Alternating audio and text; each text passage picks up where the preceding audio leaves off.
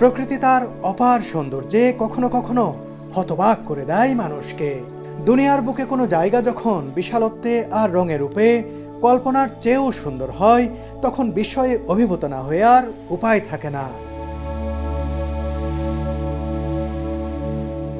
Iguazu waterfalls Argentina ও ব্রাজিলের সীমান্তে অবস্থিত বিশ্বের বৃহত্তম জলপ্রপাত এটি।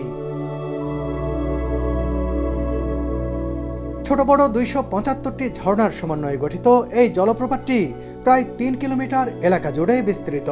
এর 80% আর্জেন্টিনায় ও 20% পড়েছে ব্রাজিলের অংশে। এটা অসাধারণ, মানে এটা কেউ যদি সচক্ষে না দেখে এই প্যানোরামিক ভিউ, সে বিশ্বাসই করতে পারবে না যে এত সুন্দর ওয়াটারফলস। বিশালতার দিক দিয়ে এটি নায়াগ্রা জলপ্রপাতের চেয়ে প্রায় 3 গুণ বড়। প্রতি সেকেন্ডে এর জলপ্রবাহের হার প্রায় 12,000 কিউবিক মিটার। এই জল আছড়ে পড়ছে নিচে, আর তার ঠিক পাশেই তৈরি হয়েছে দারুণ এক রংধনু। এই পুরা জায়গা জুড়ে যেন এক তাণ্ডব চলছে, নান্দনিক তাণ্ডব বলা যায় একে। ইউনেস্কো ওয়ার্ল্ড হেরিটেজ সাইট হিসেবে স্বীকৃত এই প্রাকৃতিক বিষয়টি দেখতে আসেন সারা দুনিয়ার ভ্রমণ পিপাসুরা।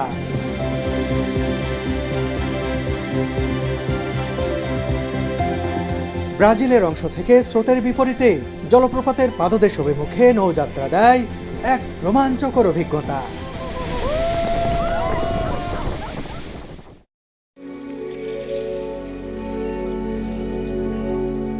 আর্জেন্টিনার সীমান্ত শহর পুয়ের্তো ইগুয়াজু একেবারেই নিরিবিলি সুন্দর। গতকাল আমরা এখানকার ত্রিসীমান্ত দেখেছি, যেখান থেকে একসাথে 3টি দেশ দেখা যায়। আজ আমরা ব্রাজিলের সাইড থেকে দেখব বিখ্যাত ইগুয়াজু ওয়াটারফলস। এজন্য গতকাল রিভার ক্রুজের সময় দেখানো এই ব্রিজটি অতিক্রম করে আর্জেন্টিনা থেকে ব্রাজিলে যেতে হবে আমাদের। Hello, nice to meet you. এই গাড়িতে করে আজকে আমরা সারা দিন ঘুরবো। যার সাথে দেখা হলো তিনি আমাদের ড্রাইভার। সকালের স্নিগ্ধ পুয়ের্তো ইগুয়াজু দেখতে দেখতে এগিয়ে চলেছি আমরা। বন্ধুরা, ওই যে ব্রিজ দেখতে পাচ্ছি আমরা, ওই ব্রিজের এই প্রান্তে গিয়ে সম্ভবত ইমিগ্রেশন। শুরুতেই বলেছি ইগুয়াজু ওয়াটারফলসের 80% আর্জেন্টিনার অংশে আর মাত্র 20% ব্রাজিলে।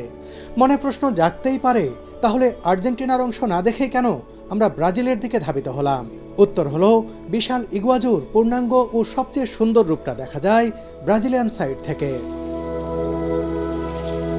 এই অভিজ্ঞতা সঞ্চয়ের স্বপ্নই দেখতে পারতাম না যদি না টার্কিশ এয়ারলাইন্স আমাদের সার্বিক সহায়তা করত। আর্জেন্টিনা তথা দক্ষিণ আমেরিকা ভ্রমণে আপনারা ভরসা করতে পারেন টার্কিশ এয়ারলাইন্সের উপর। এছাড়া এই ভ্রমণে সহযোগী স্পন্সর হিসেবে রয়েছে দেশের বিশ্বস্ত internet service provider dot internet. Corporate হাউসে কিংবা বাসাবাড়িতে দৈনন্দিন ব্যবহারে ডট ইন্টারনেটই হতে পারে বেস্ট অপশন। ভাবতে ভালো লাগছে যে আমরা ব্রাজিলের ভিতরে প্রবেশ করছি।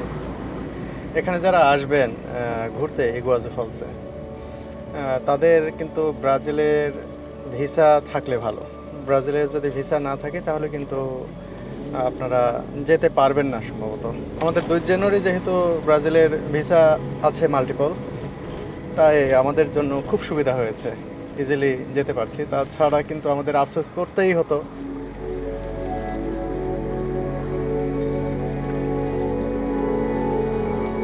আর্জেন্টিনা ইমিগ্রেশন ভবনের কাছে আসতেই রাস্তায় গাড়ির দীর্ঘ লাইন দেখতে পেলাম। তার মানে এখান থেকেই শুরু হয়েছে ইমিগ্রেশনের লাইন।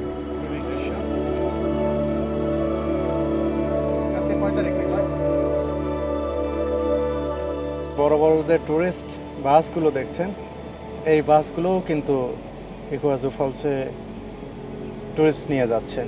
ওনারা অদ্ভুত এক ইমিগ্রেশনের মুখোমুখি হতে যাচ্ছে। সামনে যেমন টোল প্লাজা বুথ রয়েছে ছোট ছোট, এখানে ইমিগ্রেশন কর্মকর্তা বসে রয়েছেন, তার কাছে পাসপোর্ট দিলেই তিনি সিল করে দিচ্ছেন।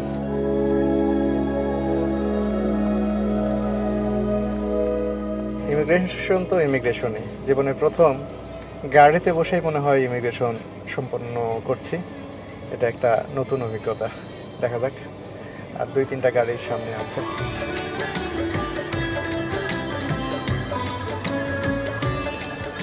ইমিগ্রেশনের সামনে হিন্দি গান শুনছেন এবং একটা ড্যান্সারকে দেখে, ইন্ডিয়ান একটা ড্যান্সারকে দেখে বলছে সে দেখতে খুব সুন্দর, আমার বউয়ের মতোই সে সুন্দরী।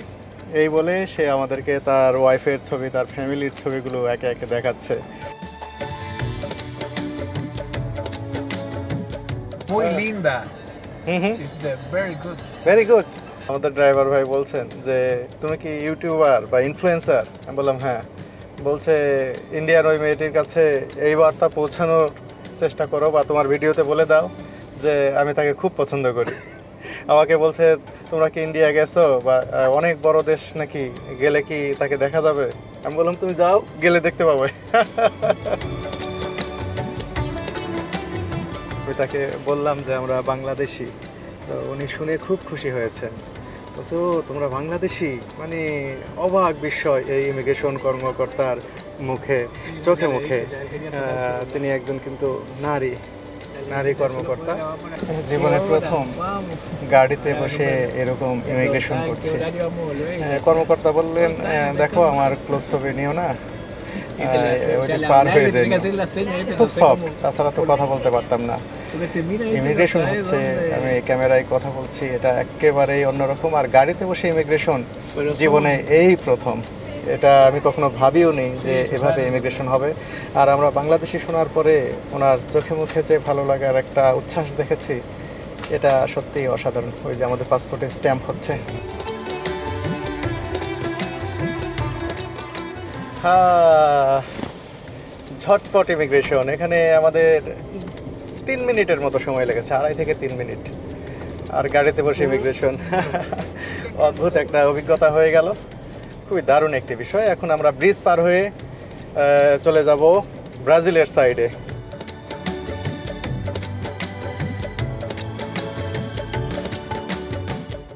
অসাধারণ লাগছে, এত সহজে একটা বর্ডার ইমিগ্রেশন পার হচ্ছে যে গাড়ি থেকে নামতেই হলো না, শুধু পাসপোর্টের ইনফরমেশন এবং স্ক্যান করে আমাদের আর্জেন্টিনা থেকে ছেড়ে দিল। এখন আমরা নোম্যান্স ল্যান্ডে আছি, ব্রাজিলে প্রবেশ করছি। তাদের যে নেভিস যে ব্রিজটা আছে ওটা পার হয়ে আমরা ব্রাজিলে প্রবেশ করবো।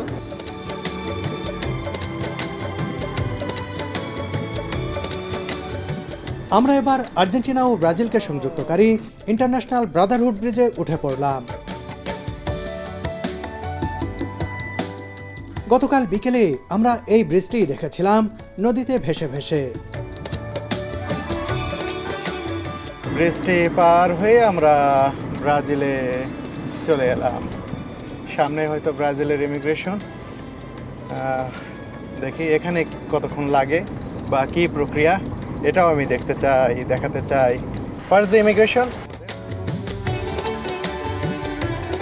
ড্রাইভার ভাই জানালেন এখানে ব্রাজিলের নতুন ইমিগ্রেশন ভবনটি নির্মাণের কাজ এখনো শেষ হয়নি, তাই কিছু দূর এগিয়ে গিয়ে আমাদের ইমিগ্রেশন সম্পন্ন করতে হবে।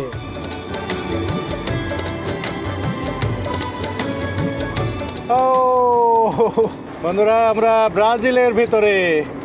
এখনো ইমিগ্রেশন হয়নি ব্রাজিলের ভিতরে, কখন হবে জানি না, কিন্তু দারুণ লাগছে যে ব্রাজিলে প্রবেশ করেছি। আর্জেন্টিনা থেকে ব্রাজিলে এত সহজে, এটা এক অদ্ভুত অনুভূতি।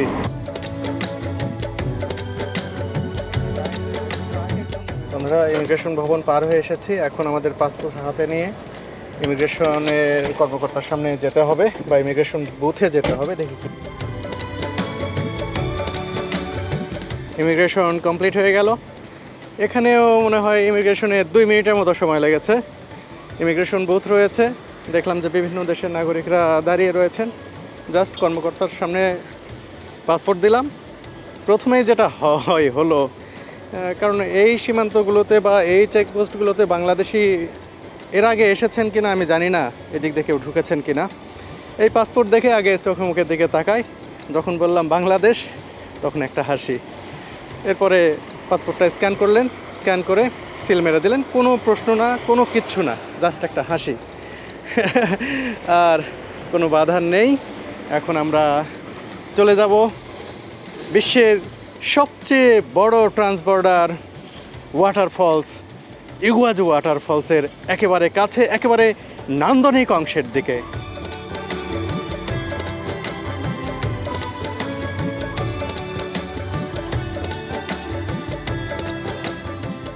খুবই চমৎকার ডিউটি ফ্রি শপ দেখতে পাচ্ছি, অনেক বড়। এদিকে যারা ঘুরতে আসবেন তারা এখান থেকে শপিংও করতে পারবেন।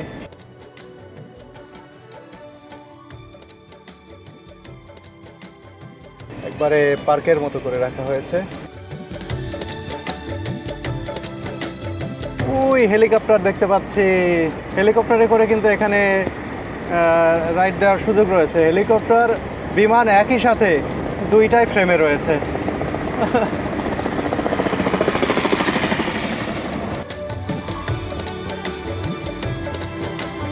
আমরা গাড়ি থেকে নেমে পড়লাম, এখন আমাদের টিকিট কিনতে হবে। প্রতিজনের জন্য 45,000 পেসো করে দিতে হবে, দুইজনের 90,000 পেসো। টিকিট নিয়েছি, বোট রাইডিংয়ের টিকিট, আর সাথে তো এই ওয়াটারফলস দেখার টিকিট তো আগেই নিয়েছি। দুটা নিয়ে এখন আমরা এই যে বিশাল কিউ এগিয়ে চলেছে।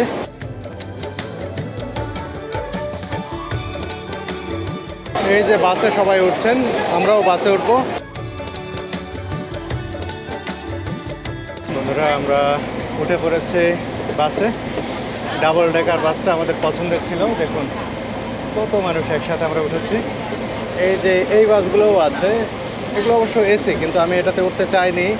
যে এরকম খোলা বাসে উঠলে, দোতলা বাসে উঠলে আমি 4-5টা দেখতে পাবো ভালো, সে কারণে কিন্তু আমরা দুইজন এই বাসে উঠে গেলাম।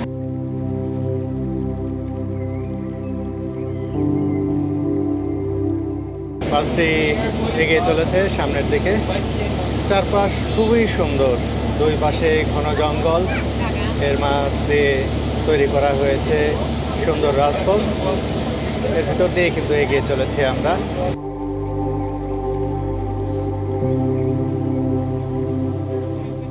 আসলে এত সুন্দর পথ দেখতেই ভালো লাগছে। ব্রাজিলের পর্যটন খাত কতটা উন্নত এই পথঘাট দেখেই অনুমান করা যায়। চলতে চলতে আমাদের বাসটি পৌঁছে গেল বোট রাইডিং পয়েন্টে। যারা শুরুতেই বোট রাইডিং করবেন তারা এখানে নেমে যেতে পারেন, কিন্তু সকালেই আমরা গা ভেজাতে চাই না। আগে ভিউ পয়েন্টগুলো ভালো করে ঘুরে নিয়ে বিকেলের দিকে আমরা বোট রাইডিং করব বলে ঠিক করেছি কিছুক্ষণ আগে। এখানে মনে হয় চেঞ্জিংয়ের জায়গা, প্লাস কিছু কেনাকাটাও করা যাবে। আমি যেমন একটা শর্টস কিনতে চাই।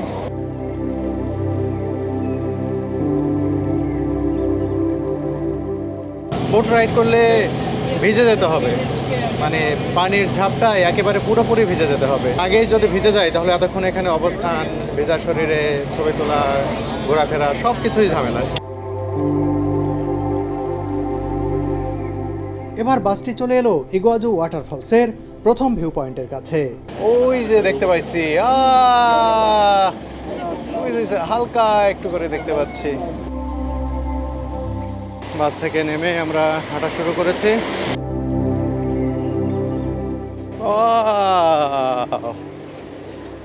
প্রথম দর্শন বলা যায়।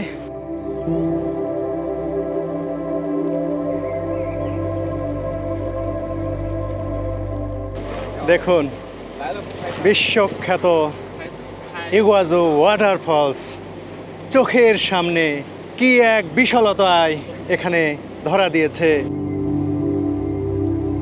এটা কেউ যদি সচক্ষে না দেখে এই প্যানোরামিক ভিউ, সে বিশ্বাসই করতে পারবে না যে এত সুন্দর ওয়াটারফলস। মানে এটা আনবিলিভেবল। মানুষ সবাই নায়াগ্রা ভিক্টোরিয়া সম্পর্কে অবগত, কিন্তু ইগুয়াজুটা অতটা আমাদের দেশের মানুষজন হয়তো বা কম জানে। কিন্তু আমার দেখা, আমার ধারণাগতভাবে আমি বলতে পারি এটা সব থেকে বেস্ট ওয়াটারফল। বেশ কয়েকটি ভিউ পয়েন্ট রয়েছে, ভিন্ন অ্যাঙ্গেল থেকে ভিন্নভাবে দেখা যাবে। এইসব দেখে কিন্তু আমরা আবার বোট রাইড করব। আরেকটি ভিউ পয়েন্টে এসেছি, দেখুন এখান থেকেও কিন্তু দারুণ লাগছে, কি চমৎকার। ও বিশাল একটি ভিউ এখান থেকে দেখতে পাচ্ছি। এক এক জায়গা থেকে এক রকম। আগের যে জায়গা থেকে দেখলাম মুগ্ধতার শেষ ছিল না, আবার এখানে এসে যখন দাঁড়ালাম এই নান্দনিক সৌন্দর্যের ওয়াটারফলস নতুন রূপে চোখের সামনে হাজির হলো। এর বিশালতা যেন আরও বেড়ে গেল। কি চমৎকার! এই ওয়াটারফলস থেকে যে নদীর সৃষ্টি হয়েছে এই জলধারা নেমে আসার পরে, সেই নদীটি দেখতে পাচ্ছি। এখানে বোট রাইড করছেন যারা, সেই বোটগুলো দেখতে পাচ্ছি। খুবই চমৎকার লাগছে।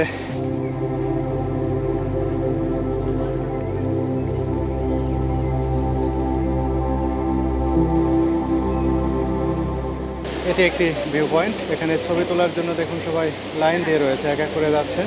ওয়াটারফলসকে ব্যাকগ্রাউন্ড করে ছবি তুলছেন অনেকেই। কি চমৎকার দৃশ্য এখান থেকেও দেখতে পাচ্ছি।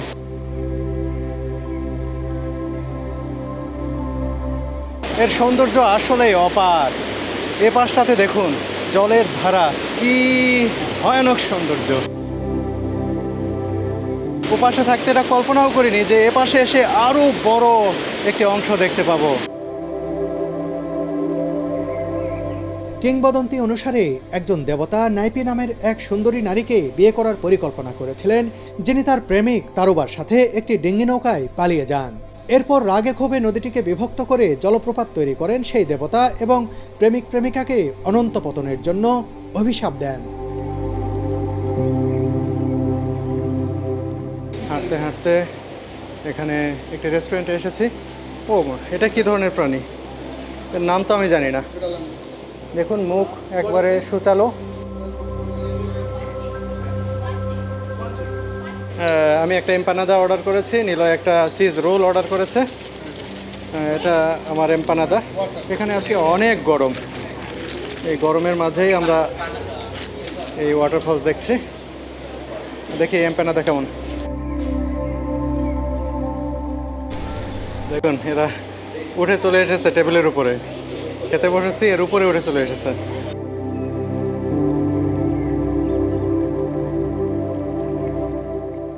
বলছিল ভেজিটেবল, কিন্তু দিয়েছে পুরোটা চিজ।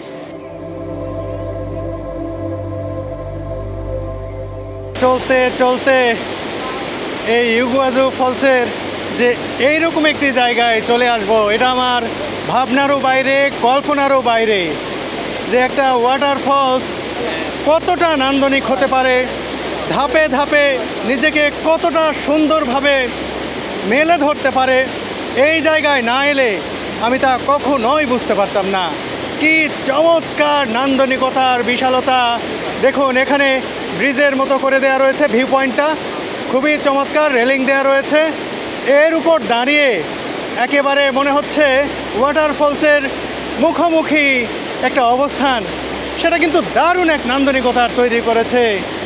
সত্যি এই সৌন্দর্যের বর্ণনা দেওয়া কঠিন।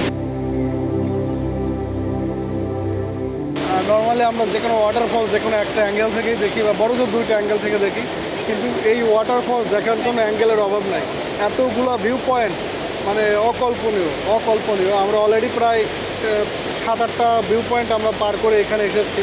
তো এটা শুধু ব্রাজিলিয়ান সাইড, আর্জেন্টাইন সাইড সব মিলে এর ভিউ পয়েন্ট, মানে এত দৃষ্টিকোণ থেকে বা এত কোণ থেকে এটা দেখা যায়, এটা অকল্পনীয়। আর এত বড় আর এত সুন্দর, এই জায়গা থেকে তো খুবই কাছাকাছি চলে এসেছে আমরা ওয়াটারফলসে। একেবারে ওয়াটারফলসের মুখোমুখি অবস্থান।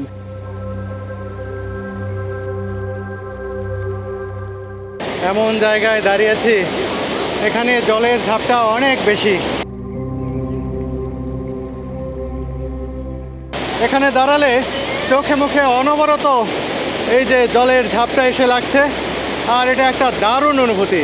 আমি রীতিমতো ভিজে গেছি। দেখুন এখানে এসে আমার গা একেবারে ভিজে গেছে। শুধু গা ভেজেনি, সত্যি সত্যি আমার মনটাও একেবারে ভিজে গেছে।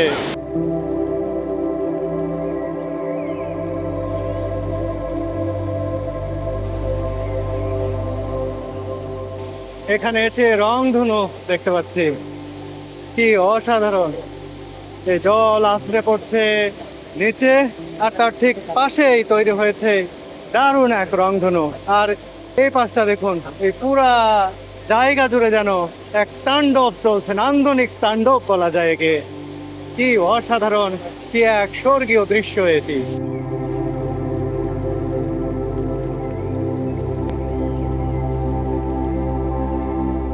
ইগুয়াজু জলপ্রপাত দক্ষিণ আমেরিকার একটি প্রাকৃতিক বিস্ময়।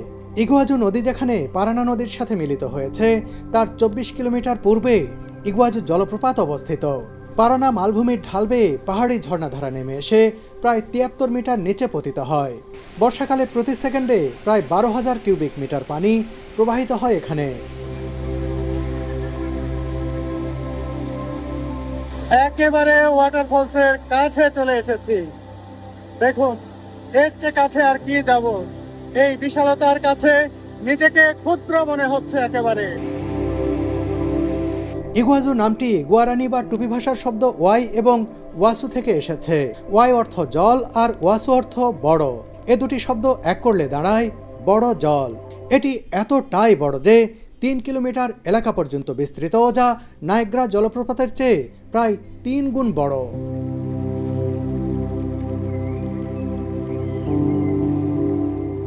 বন্ধুরা, এখান থেকে দেখুন কি চমৎকার লাগছে, একেবারে টপ ভিউ। এলিভেটর দিয়ে উপরে উঠতে হয়েছে। এখানে এসে যে দৃশ্য দেখলাম, ইনক্রেডিবল। দেখুন, ইগুয়াজু নদী বয়ে চলে এসেছে, এখানে এসে একেবারে আছড়ে পড়ছে নিচে। এখান থেকে বোট ট্রিপ শুরু হয়, ঠিক সেখানে চলে এসেছি। সকালে এখানে একবার দাঁড়িয়েছিল, কিন্তু এখন সময় অনেক হয়ে গেছে। এখান থেকে আবার আমাদের বর্ডার ক্লোজ হওয়ার আগেই আর্জেন্টিনায় ঢুকতে হবে। বোট রাইডিং স্টেশন থেকে এক অদ্ভুত গাড়িতে করে আমাদেরকে নিয়ে যাওয়া হচ্ছে নদীর ধারে, যেখান থেকে শুরু হবে এই ট্রিপের আসল অ্যাডভেঞ্চার।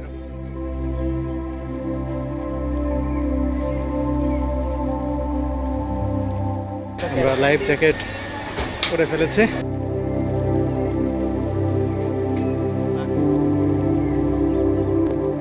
আমাদের বোট জার্নি শুরু হয়ে গেল। এগিয়ে চলেছি ওয়াটারফলসের দিকে। উপর থেকে তো দেখেছি, এবার জলে ভাসতে ভাসতে অপরূপ সৌন্দর্য আস্বাদন করব আমরা এই ইগুয়াজু ওয়াটারফলসে।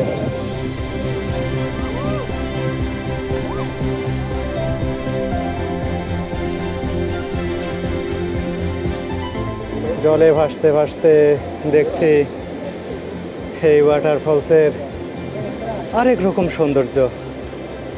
এই জায়গাটি উপর থেকে দেখেছিলাম, দেখে মনে হচ্ছিল যে কখন উঠবো এই নৌকায়।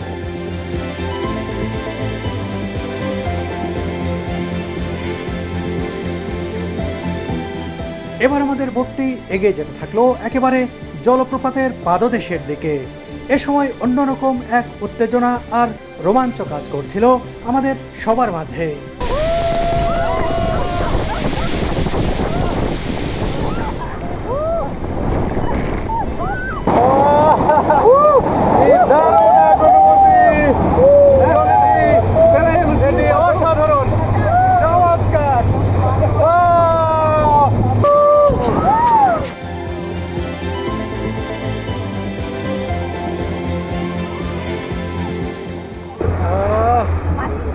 ভয়ানক সুন্দর, ভয়ঙ্কর সুন্দর আর কাকে বলে। বারবার করে ওয়াটারফলসের একেবারে নিচে গায়ের উপর পানি ঝরমর করে পড়লো, মনে হচ্ছে আকাশ ভেঙে পানি পড়ছে গায়ের উপর। কি চমৎকার!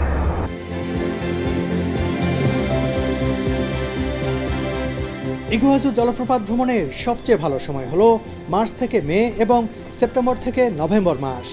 এই মাসগুলোতে আবহাওয়া আরামদায়ক, বৃষ্টি কম এবং ভিড় তুলনামূলক কম থাকে। সর্বোচ্চ পানির প্রবাহ দেখতে চাইলে ডিসেম্বর থেকে ফেব্রুয়ারি উপযুক্ত, তবে এ সময় প্রচণ্ড গরম আর ভিড় থাকে। ইগুয়াজু জলপ্রপাত ঘুরে দেখে আমার খুবই ভালো লেগেছে। প্রতি পদে পদে চোখের সামনে নতুন রূপে হাজির হয়েছে এই জলপ্রপাতটি।